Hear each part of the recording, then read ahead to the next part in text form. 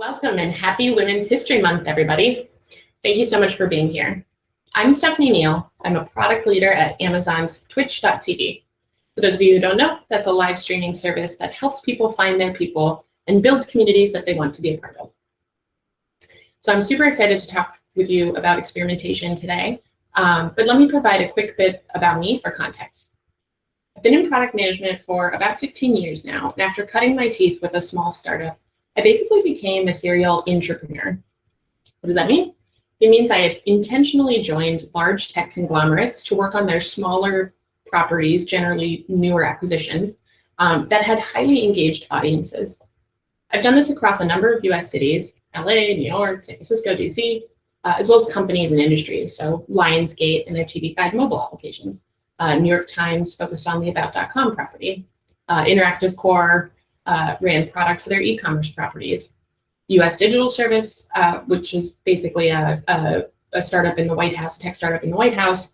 I focused on their Homeland Security portfolio. And then obviously Amazon's Twitch service really fits that bill as well. I see this as pertinent to today's talk because as an entrepreneur, what you're really trying to do is infuse the larger organization with a lean startup mindset. They say that entrepreneurship integrates risk-taking and innovation approaches, as well as reward and motivational techniques. What that basically means is it fosters experimentation cultures, and it embraces good failure and learning within more bureaucratic spaces. Before I jump in on experimentation, I do want to acknowledge my partner in crime, Chiara Piccanati, who developed this content with me. She is a powerhouse of a data scientist, and if anyone is looking for a mentor in that space, I know she prioritizes underrepresented groups and would relish you reaching out. I'm happy to connect you, and the same offer also stands for me. All right, let's dig in. So we as PMs, we talk a lot about experimentation, regardless of what size or stage company you're working in. You know, it's we need experiments, we need better data, fail early and fail often. How do we know this is the MLP? What we're basically saying is we need data early and often, and we need to know that our product decisions are the right ones as early as possible. I believe there is no greater nightmare for a PM than leading a team or sometimes an entire organization down a path towards a vision that turns out to be misled or misinformed. Turns out we weren't solving the right problem, or maybe it wasn't for the right people, or maybe it wasn't at the right time. All of these things we could have discovered faster with leaner practices. So why even talk about experimentation? I mean, really the thing is product development is expensive and poor releases have terrible consequences, the least of which is our egos, right? So what's the solution? Increase our learning efficiency so that we can be smarter about the decisions we make and apply our effort more thoughtfully. Be right more often. Why are we here today? So today, I will look to give you an overview of a broader toolkit that can help you increase learning efficiency so that you can know which to use and when, and hopefully start making better decisions faster as a result. So we'll start with what does learning efficiency look like, some tools at your disposal, and I'll provide a nifty little framework that you shouldn't take too literally because frameworks are just guides for decision making. Shouldn't be taken too rigorously. All right, another bit of context. Let's unpack a product. Perhaps oversimplistically, we can unpack a product to these core big question marks. The user problem, right? Who and what are we solving for? The root cause. Why does this problem exist for these folks? Solution. How do we solve it? How do we fix it? What do we build? And the outcome. What's the impact? Implicit in each of these are hypotheses. We believe this is the right problem to solve. We believe this is why it's happening. We believe this is a good way to solve it. We believe it will have the desired impact. And this is why product development is hard. You have to be right about a bunch of stuff, not even just those 4 hypotheses. Underneath all those is probably a ton more, right? So you have to be right, or you can get lucky, but luck really isn't a great strategy. So, which is why experimentation is so great, so handy, bringing you data early. And unfortunately, the downside is really bad, right? Like being wrong means wasting your time. It means burning effort and wasting effort and burning trust of your partners. And potentially even burning customer trust. You can kind of only mess up so many times before your customers won't tolerate it anymore. So how do we avoid it? Well, we increase our learning efficiency. So step one, ask yourself, what is the hypothesis behind the thing I want to build? So yes, a lot of people blow past this step. You would be surprised. But that said, even if it's not stated, deep down it does exist. You just have to think through. And you will benefit greatly if you just take the time to stop and articulate your hypotheses at the start. Step two, find a cheap way or cheap ways to test your hypothesis. I know I embolden test here. It's important, but cheap is also important. You don't want to overinvest. You don't want to go all in and spend a ton of effort and time to test something perfect. Find the cheapest way to get your answer. 3, take action. Do not bother testing if you won't take action after you get the result. During step 1, when you're listing out all the hypotheses, think about what you will do.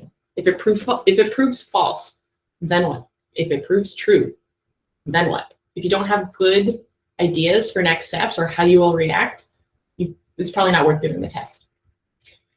And step 4, repeat often. The faster and more frequently we can do this, the better and more efficient we will be.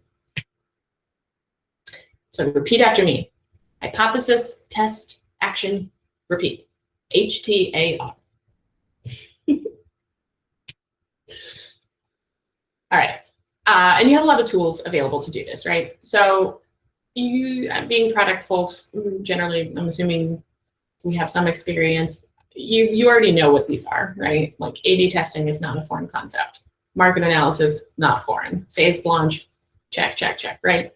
But the thing is, the big question is, when do you use what? Because some things are better served at different times. Experimentation is like a tool belt, and all of these different little techniques and methods are the different tools in your belt. And it's best to know, to have a good instinct for what to pull when. So here's a little bit of a framework that will help you decide that. So step one, a question you can ask yourself: where are you in the process? Are you still exploring the problem space, or are you at the point of finding a solution? Because, you know, it's not just about finding the right solution to a problem. It's about ensuring that you're solving the right problem in the first place. Second, step 2, consider, what are you hoping to get? Are you trying to understand? Are you trying to get depth? Are you trying to get qualitative and really answer questions why, understand why your customers behave this way or that way? Or are you trying to measure, is this market big enough? What was the impact of this discount? Did it truly increase attach rate?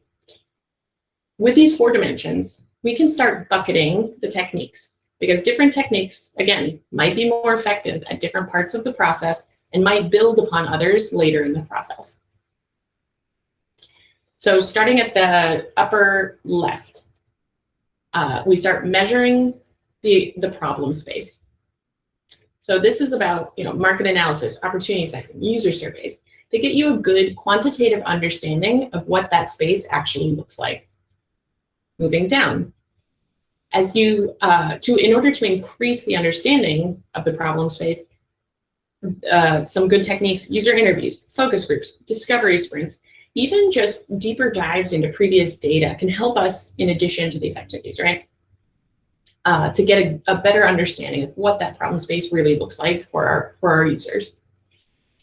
Moving to the right, so now you're ready to find a solution, and you have to increase your understanding of what your solution options are. So design sprints and rapid prototyping are great for testing a bunch of different solutions, and even just getting a general understanding of what that solution space could look like for a particular problem.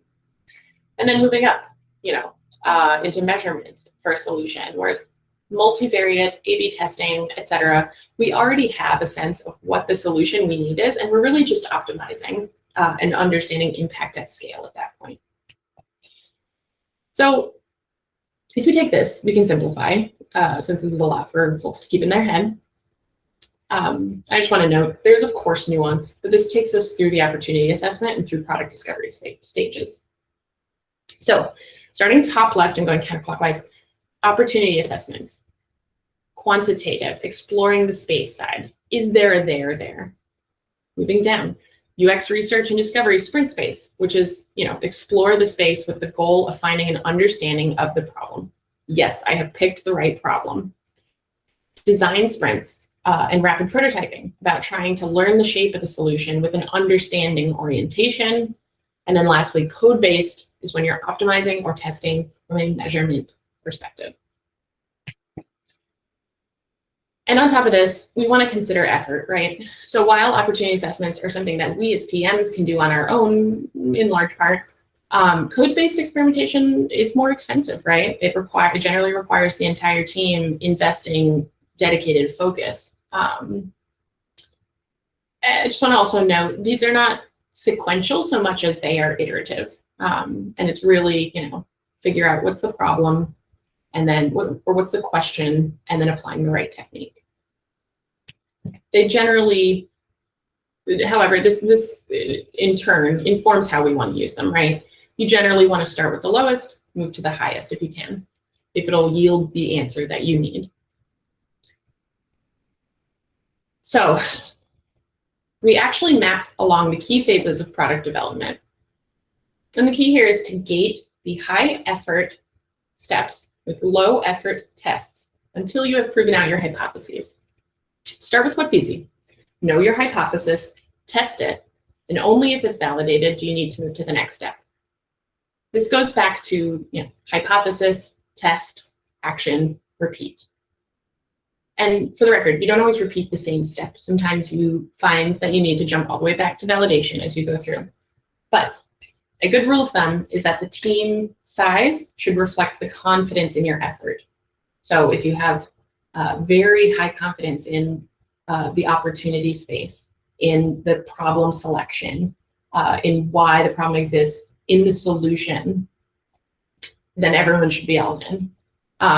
But if you're just starting to prove out these higher level hypotheses, it largely can be run by PM, which is great news, frankly. And I'll just say, don't do this. Do not spend more time trying to figure out what is most efficient. Gathering data will help, whichever method you choose. So remember, failure is totally okay too. In fact, it's essential. That is how we learn the most important lessons, right? Disconfirming a hypothesis is every bit as valuable as confirming it. Because at least then you have closed a door and you have to walk through something else, right? Failure, right? So I know Silicon Valley, whatever, right? Like tech in general, they're like, fail fast, we love failure, etc. It's kind of true, but as human beings, we kind of just need to fail, right? It's a bit of an F word. And to be candid, structurally, we're not really incentivized to fail. Even if it's our ethos, right? Our tech ethos. But I guess the good news is that these steps, this hypothesis, test, action, repeat, they're actually designed to be a guard against these natural human biases, right? So if you're being careful, like you said, step one, let's write down the hypothesis. What will I do if it's invalidated? That will help overcome things like action bias, right? Where we prefer doing something rather than doing nothing. It will help inform what will the right next action be rather than a reactive one. Bringing other people in, that'll help us avoid confirmation bias, where we look for evidence that aligns to our pre-existing beliefs. And honestly, gating things with lower effort is really there to help us avoid sunk cost fallacy, because it is so hard for a team to go back and say, whoops, wrong, when folks have invested so much, right? And there's so many cooks in the kitchen. So these are really tips to help us avoid bad failure and embrace failing forward, which is good failure. Alrighty, let us summarize. So, hypothesis, test, action, repeat. Have I said it enough? It really should be a practice. It really should be something you're doing every single day. You now have this toolkit. So start with an opportunity assessment. Is there a there? Then move into user experience research and discovery sprints as needed. Design sprints and rapid prototyping to get a better sense of what solutions could look like to solve a certain problem. How might we solve this problem?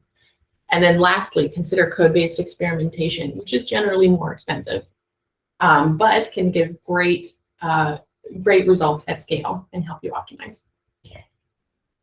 Process. Don't forget, gate those high effort steps with low effort tests. Generally speaking, it is doable. You can figure it out, especially if you're co-creating closely with your user experience design partners, as well as your engineering partners. And culture. We need to make it safe to fail early and often and celebrate learning, not just success. This is a message for anyone who is leading teams, anyone who has outsized influence within a group. It is super important to make a safe environment for people to learn. And yes, to fit our meme quota, of course, product development is expensive and it is risky. Increasing learning efficiency will help. So here's a list of resources. I'm sure we can get the links available for you all in some manner. And I'll just say, Marty Kagan, he's a great product leader. If you haven't read Inspired, if you haven't read Empowered, his new book, please look into it. He also has a great blog. And yeah, there's just a ton of stuff out there on design sprints. Design sprints are life-changing. Adopt the practice. Great. Questions, Q&A. So I just want to say a huge thank you to everybody who came today. And I hope this is helpful. I hope it helps you learn more efficiently in the future. Thank you all for your time, and thank you Product School for having me for this webinar. I hope I see you all in person one day.